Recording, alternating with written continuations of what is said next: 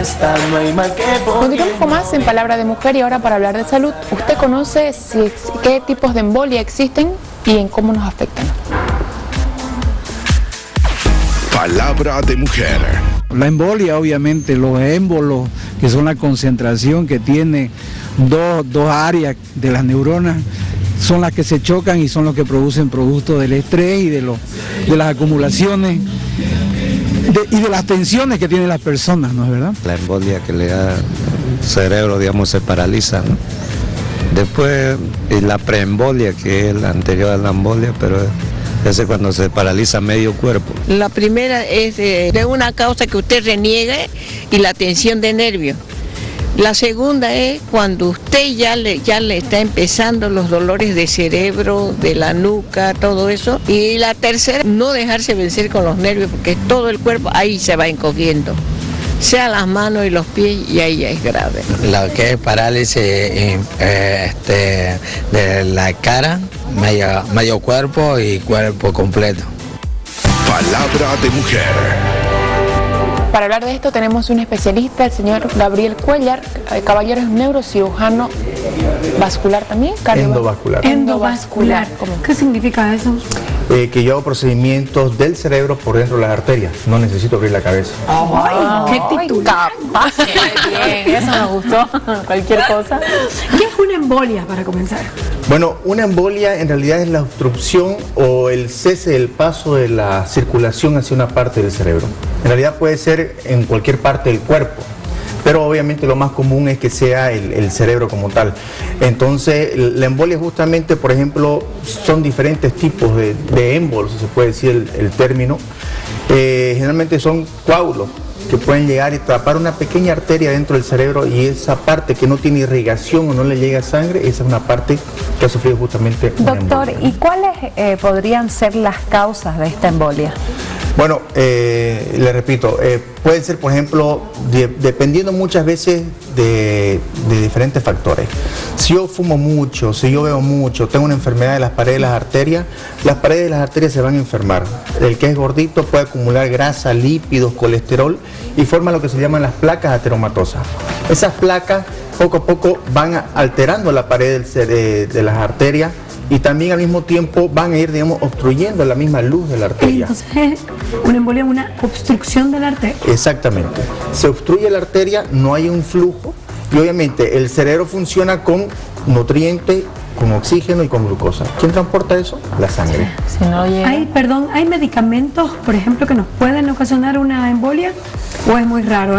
Más es la mala vida. En realidad no hay un medicamento que pueda producirle a uno una embolia, pero por ejemplo hay émbolos de oxígeno. ¿Qué es eso? Si yo meto, por ejemplo, en un procedimiento mío que es endovascular, yo estoy inyectando un contraste para poder dibujar las arterias del cerebro, y yo meto accidentalmente una burbuja de oxígeno, puedo obstruir la pared o la luz de la arteria, no llega sangre y es un émbolo. Por eso es tan importante, por ejemplo, cuando nos colocan una jeringa en vena, exactamente, que eliminen completamente el aire que hay dentro de la jeringa y salga un poco del medicamento, que es el líquido, que ya eso es el indicador de que no hay aire en la jeringa. Exactamente. Una pregunta, doctor. Dígame. ¿La embolia es más común que venga por lo que usted dijo, gordura, grasa en las venas, o como dicen, porque se estresó, porque se enojó, como comúnmente se oye, ¿no? No, lo que pasa es que muchas veces las personas lo asocian justamente a estados de ansiedad, de ánimo, a estados, digamos, factores emocionales, si ustedes quieren. Lo que pasa es que muchas veces un factor emocional hace que se me suba la presión.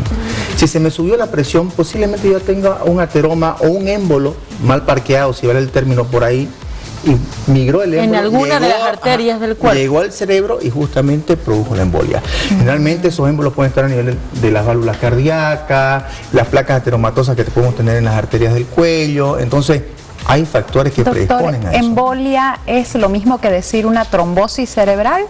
¿O prácticamente una trombosis va a llegar a producir un tromboembolismo o un accidente isquémico cerebral. La embolia en realidad lo que produce es un accidente isquémico cerebral.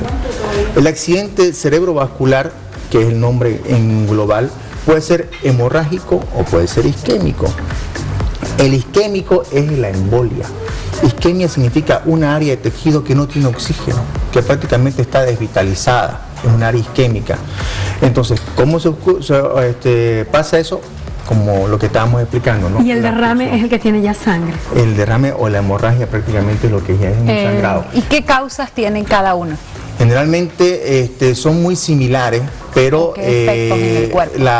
la mayoría de ellas, por ejemplo, más de un 85%, podemos decir, hasta cerca de un 90% son isquémicos, obstructivas. Justamente colesterol alto, triglicéridos, la obesidad, el fumar, presión alta. ¿El beber alcohol también? El alcoholismo. Y obviamente en la parte de lo que es la hemorrágica también tiene todos esos factores y tenemos que agregarle aneurismas cerebrales, malformaciones arteriovenosas. Son muy entonces las causas de las dos son casi lo mismo. Solamente que tienen sus variabilidades. Diferentes complicaciones. Exactamente. Doctor, ¿hay alguna edad predispuesta para este problema en los humanos? Generalmente antes era el adulto mayor, digo antes, ¿no? Pero hoy en día hay un índice elevado de obesidad joven o de inclusive adolescente que ya pueden llegar a tener esto, ¿no? Wow. Hay casos muy raros, muy raros, hasta en niños, se puede decir. Pero generalmente era el adulto mayor, ¿no? Quiero invitarlos a leer unos mensajes de WhatsApp porque la gente nos está escribiendo. Buenas tardes, la embolia podría ser una de las principales causas de la muerte, se debe tener mucho cuidado, nos dice Frank desde La Paz. La embolia es una enfermedad que atraviesa diferentes etapas, la cual es importante reconocerla. Flavia desde Santa Cruz. Es una obstrucción de una arteria corporal que disminuye e incluso puede interrumpir el paso de la sangre por dicha arteria. Cecilia desde Cochabamba.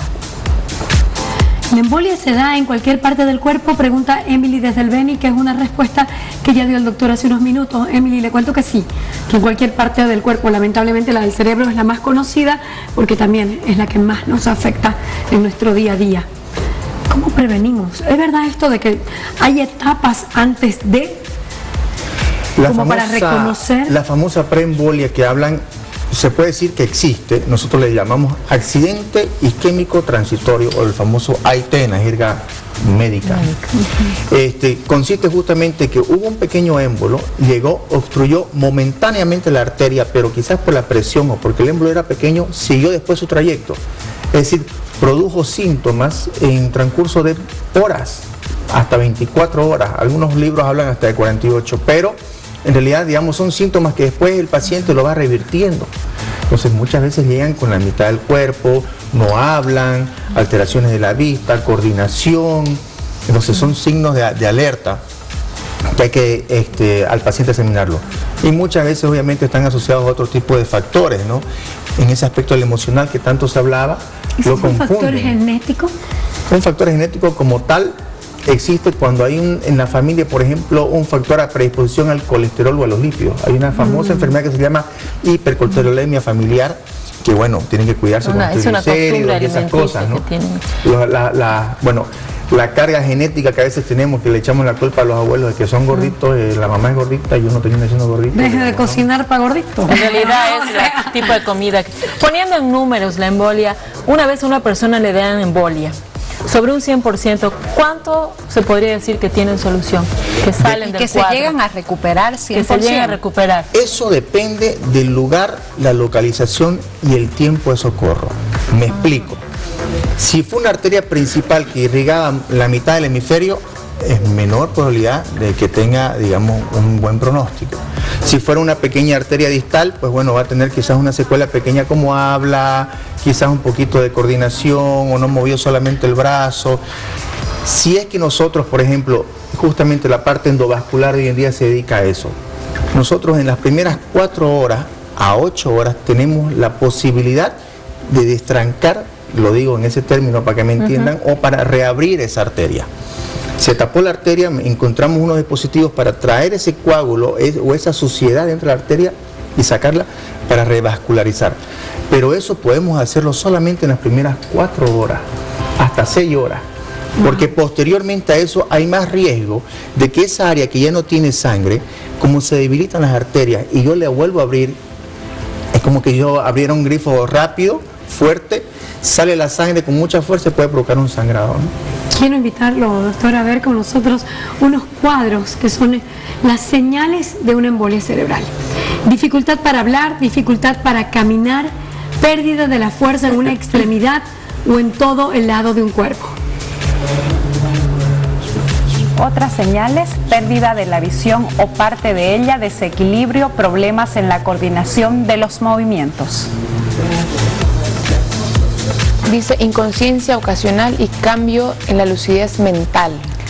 Terrible, ¿no? Estas son todas las cosas muy que... triste. Una más, perdón, Roxana. Confusión o pérdida de memoria, problemas para hablar o entender a otros que estén hablando.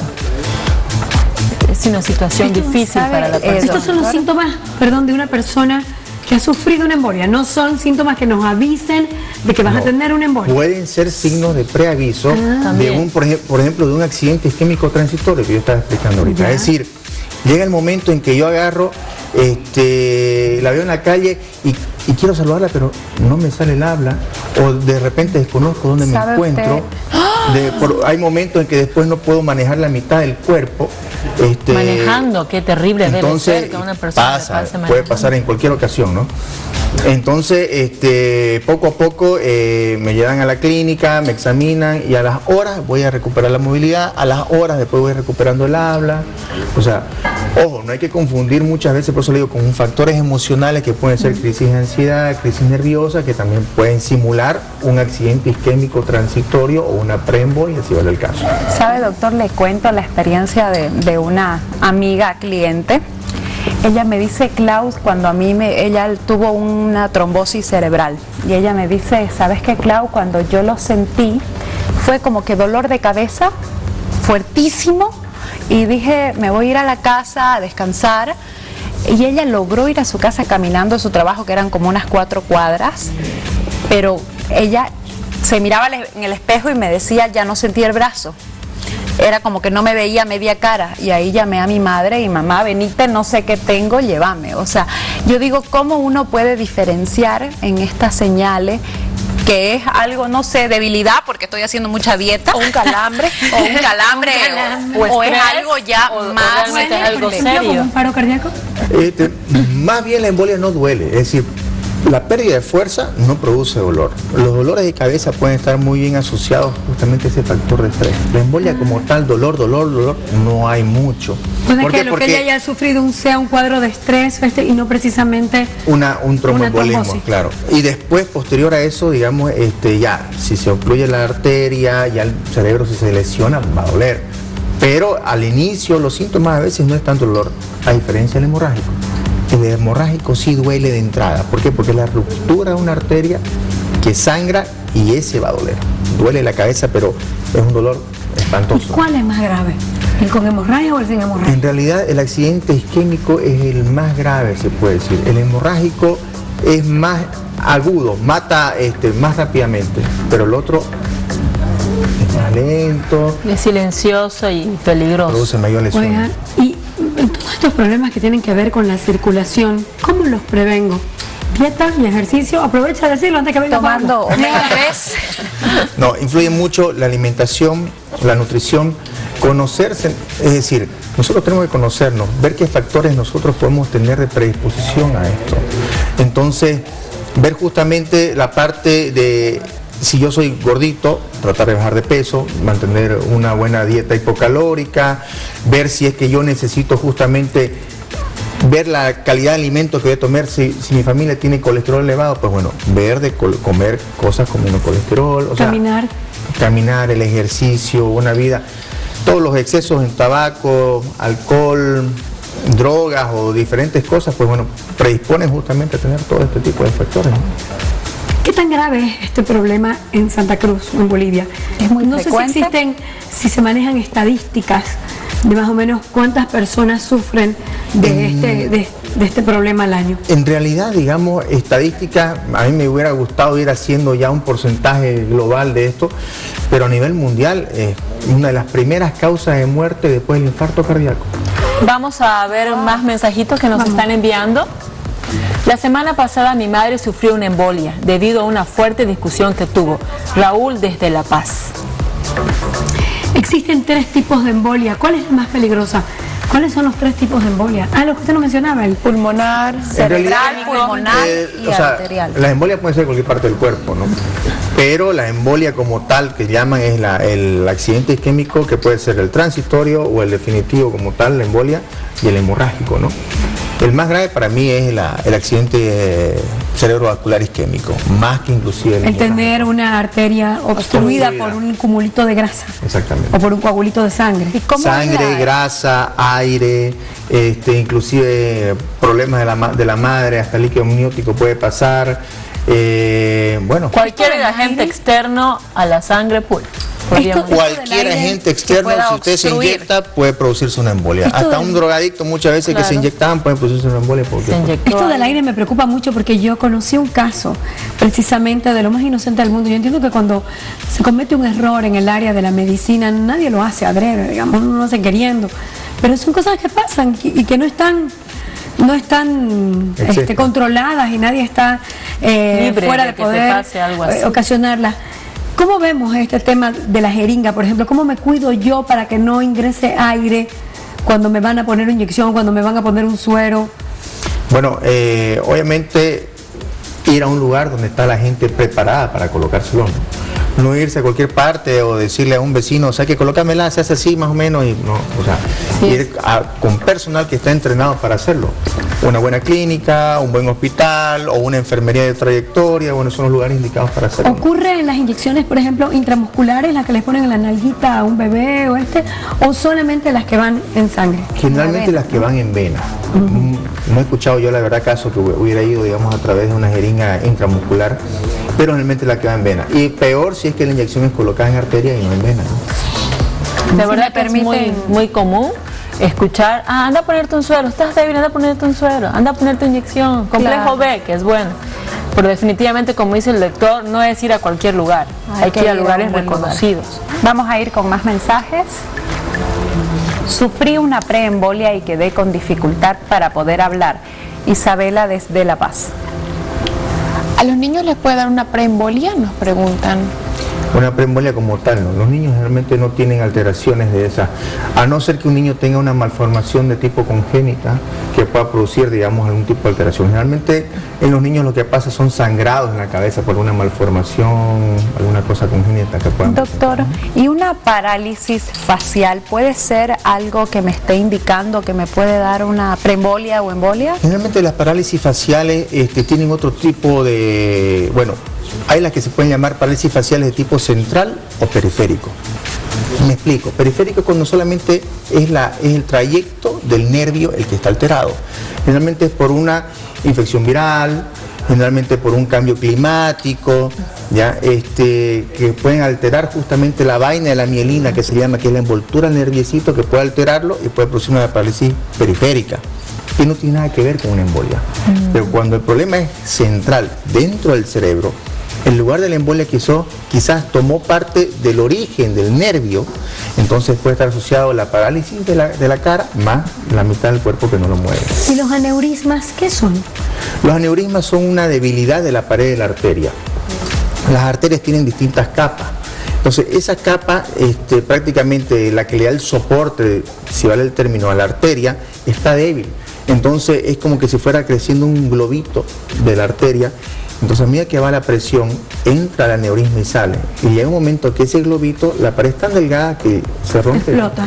Una pregunta, doctor. Uno escucha, le vino derrame cerebral. Y uno dice, se murió. ¿Es así? ¿No hay reversa? No, generalmente un derrame cerebral, 70% de mortalidad al momento del sangrado, es decir, 7 de 10 se mueren en el instante. Wow. Queda un 30% que sobrevive y de ese 30% la mitad queda con secuela o la mitad no. Entonces, por ejemplo, ¿qué es lo que nosotros hacemos hoy en día? Prevención. Tratamos los aneurismas para evitar de que se rompan a través de los tratamientos endovasculares, tapándolos y ocluyéndolos justamente. O tratamos ya lo que se rompieron, obviamente explicándole a la familia, ¿no? Pero la verdad que la ruptura o el derrame cerebral es una enfermedad muy amplia, muy compleja, muy... Entonces, doctor, la mejor prevención sería comer sano y hacer ejercicio. No se preocupe. Una vez más. Ser feliz. Quede tranquilo. Así es, muchísimas gracias, querido Gabriel, un placer tenerte aquí como siempre. Gabriel Cuellar, neurocirujano endovascular, nos estuvo acompañando. Hacemos una pausa en Palabra de Mujer y enseguida volvemos con más. Que la vida es una fiesta, no hay mal que por bien no venga, no dejes pasar la hora.